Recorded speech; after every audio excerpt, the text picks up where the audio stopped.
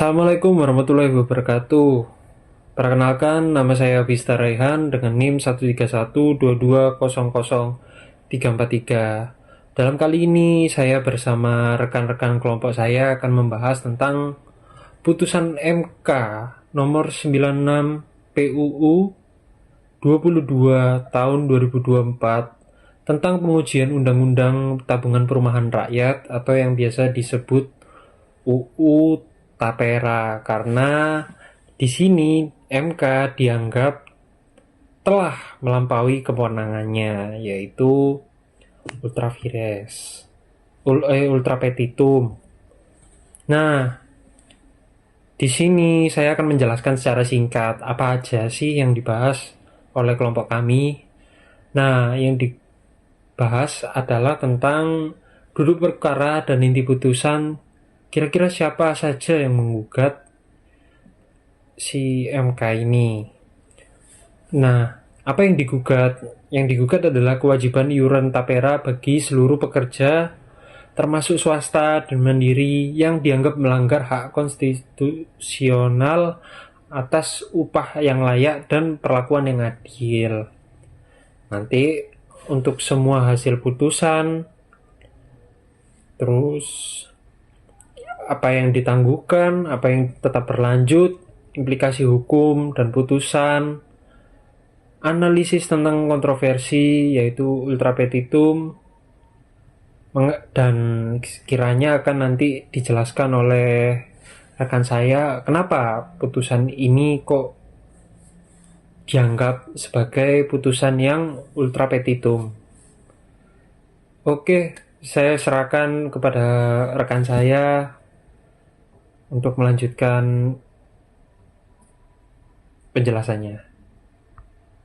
Assalamualaikum warahmatullahi wabarakatuh. Perkenalkan, nama saya Dwi Adi Setiawan dengan NIM 13122002906. Kali ini saya akan membahas terkait putusan Mahkamah Konstitusi nomor 96 PUU SX 11 2024 tentang pengujian Undang-Undang nomor 4 tahun 2016 terkait tapera atau tabungan perumahan rakyat atau yang dikenal sebagai UU Tapera. Kali ini saya akan membahas terkait duduk perkara dan inti putusannya. Duduk perkara. Permohon pengajuan diajukan oleh Konfederasi Serikat Buruh Seluruh Indonesia atau yang disingkat sebagai KSBSI, yang diwakili oleh Presiden Dewan Eksekutif Nasional Ibu Eli Rosita Silaban dan Sekretaris Jenderal Bapak Dedi Hardianto. KSBSI adalah badan hukum organisasi serikat buruh yang memiliki fungsi untuk menyalurkan dan memperjuangkan aspirasi buruh untuk memperoleh perlindungan hukum, kondisi kerja, hidup, dan upah yang layak. KSBSI sebagai pemohon merasa hak konstitusional anggota mereka, yakni para pekerja buruh, dirugikan oleh berlakunya Undang-Undang Tapera. Pemohon mendalilkan kerugian yang bersifat spesifik dan aktual atau setidak-tidaknya bersifat potensial yang menurut penalaran yang diwajar dan dipastikan akan terjadi. Secara spesifik, pemohon mendalilkan bahwa iuran wajib tapera melanggar 3 hak konstitusional fundamental yang dijamin Undang-Undang 1945, yaitu 1. Hak mendapat imbalan dan perlakuan yang adil dan layak dalam hubungan kerja, sebagaimana diatur dalam pasal 28D ayat 2 Undang-Undang 1945. Yaitu yang kedua, hak bebas dari perlakuan diskriminatif sebagaimana diatur dalam pasal 281 ayat 2 Undang-Undang Dasar 1945. Yang ketiga, hak untuk tidak dibebani dari yang seharusnya menjadi beban pemerintah, merujuk pada pasal 34 ayat 1 Undang-Undang Dasar 1945.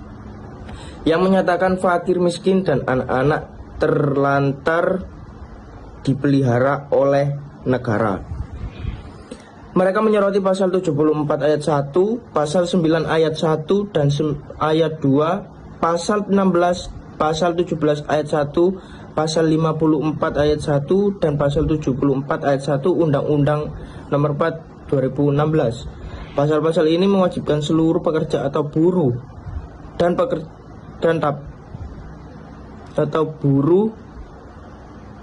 pekerja buruh mandiri yang diperhasilkan paling sedikit sebesar upah minimum menjadi peserta tapera. Kewajiban bagi pekerja buruh dan badan usaha milik swasta sebagaimana diatur dalam pasal 68 PP 25 per 2020 harus didaftarkan paling lambat 7 tahun sejak tanggal berlakunya peraturan pemerintah tersebut 20 Mei 2020, yang berarti batas waktunya adalah 20 Mei 2027. Inti putusan Mahkamah Konstitusi setelah melalui serangkaian persidangan termasuk mendengarkan keterangan pemohon, DPR, Presiden, pihak terkait, BP, tapera, ahli, dan saksi, MK akhirnya menjatuhkan putusan. MK mengambil jalan tengah yang berani. Pada pokoknya MK tidak membatalkan UU tapera secara keseluruhan. Namun MK menyatakan bahwa kewajiban iuran tapera bagi pekerja atau buruh swasta dan pekerja mandiri ditangguhkan atau ditunda pelaksanaannya. MK berpendapat meskipun tujuan undang-undang tapera mulia, implementasi belum didukung oleh ekosistem hukum yang matang yang berpotensi menimbulkan kerugian konstitusional bagi kelompok ini. MK memberi waktu bagi pemerintah dan DPR untuk menyelesaikan semua regulasi pelaksana dan infrastruktur kelembagaan yang diperlukan. Di sisi lain, MK mempertahankan keberlakuan tapera bagi ASN, TNI, dan anggota kepolisian. Program untuk kelompok ini sudah berjalan dan memiliki dasar hukum dan kelembagaan yang relatif lebih mapan sehingga tidak menimbulkan kerugian konstitusional yang sama. Sekian dari saya, terima kasih.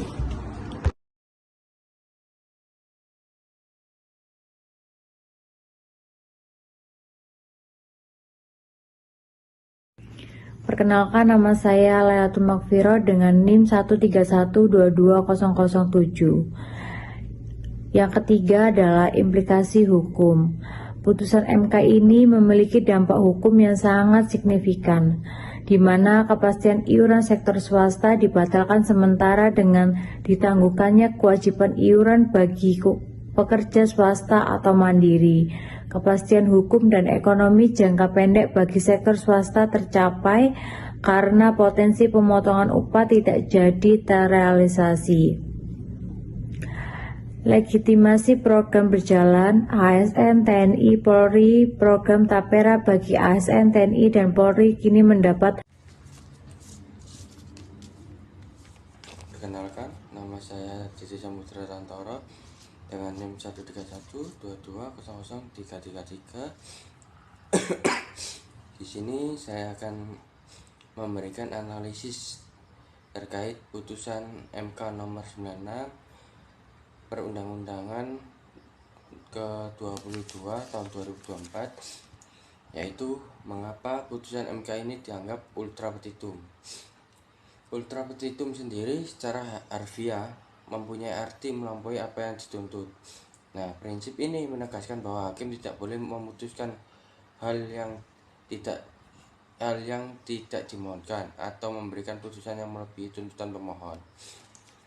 Anggapan bahwa putusan MK tapera ini bersifat ultra petitum seolah-olah MK melebihi kekuasaan legislatif muncul dikarenakan MK tidak hanya menggunakan teknik pembatalan atau penolakan, melainkan menggunakan teknik putusan konstitusional bersyarat dan menetapkan jangka waktu. MK menetapkan jangka waktu dan syarat implementasi, tidak serta-merta menyatakan pasal-pasal yang diuji batal demi hukum. Sebaliknya, MK mengatakan bahwa pasal itu tidak sesuai dengan Undang-Undang 1945 secara bersyarat, yakni jika pemerintah atau DPR tidak menyelesaikan perbaikan dalam jangka waktu yang diberikan, dengan memberikan tenggang waktu spesifik dan syarat perbaikan. MK telah memasuki ranah kekuasaan legislatif. MK dinilai bertindak sebagai legislator aktif, mendikte bagaimana dan kapan undang-undang itu harus diberlakukan atau tidak diberlakukan. Hal ini dianggap melampaui yudikatif atau pengujian, menjadi kuasi legislatif menetapkan norma baru. Untuk pembedaan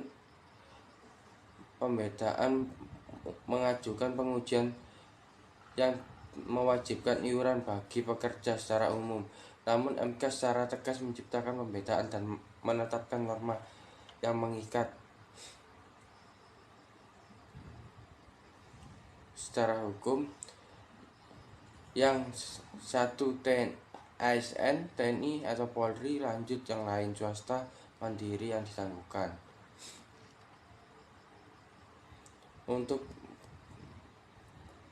pembedaan ini meskipun didasarkan pada fakta kesiapan program, dianggap melampaui tuntutan pemohon dan merupakan suatu menetapkan norma baru yang rinci yang seharusnya menjadi kewenangan penuh bagi DPR dan Presiden. Untuk membela putusan MK atau bukan ultra petitum, meskipun hal itu tidak valid dalam bingkai hukum klasik, MK dapat berargumen bahwa putusan ini bukan ultra petitum, melainkan bagian dari suatu kewenangan konstitusionalnya sebagai penjaga konstitusi.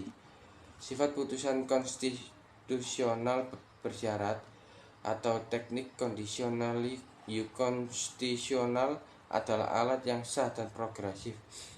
Tujuannya adalah menghindari kekosongan hukum dan memastikan bahwa program esensial tidak langsung dihentikan yang bisa menimbulkan gejolak sosial ekonomi. MK hanya menetapkan batas konstitusionalitas, bukan membuat undang-undang baru. Mencapai keadilan substansi untuk memisahkan antara ASN, TNI, Polri, dan pekerja swasta mandiri didasarkan pada fakta